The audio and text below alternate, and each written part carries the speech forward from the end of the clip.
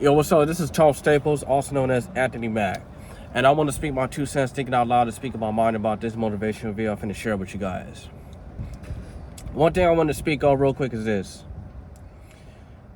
I care less about April Fool's Day.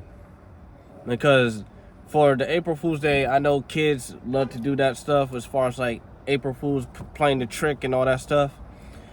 But as an adult, April Fool's is childish to me. And I'm going to break it down like this. You should not be worried about April Fool's Day. What you need to be worried about really is that you need to be tricking the enemy to draw closer to God. Because number one, the enemy will trick you to be in the life of sin. But you should be tricking the enemy to draw closer to God. Because you should be, an enemy will try to trick you to get you off course. The enemy will try to get you off your narrow path. The enemy will trick you into trying to be in the sin, to do the things that you're not supposed to be doing. But when it comes to God, you're supposed to be tricking the enemy so you can draw closer to God. You should be tricking the enemy to keep faith. You should be tricking the enemy so you can protect for the prayer for anything. Because at the end of the day, God will bless you. That's how you're going to trick the enemy.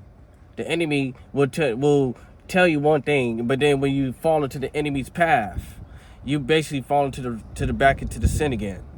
Because you draw closer to what the enemy is trying to basically tricking you into.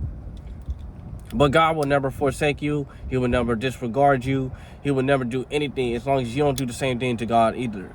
That's why you got to trick the enemy to try to prayer and have faith and pray for protection and all that stuff. Because 9 times out of 10, the enemy will try to draw you off course. The enemy is working hard. We're in a bad situation right now. But if you draw closer to God, you got to trick the enemy. So you should be fooling the enemy. That's what April Fool's should be about. April Fool's should be fooling the enemy to be on God's side, because he'll bless you. You know what I'm saying?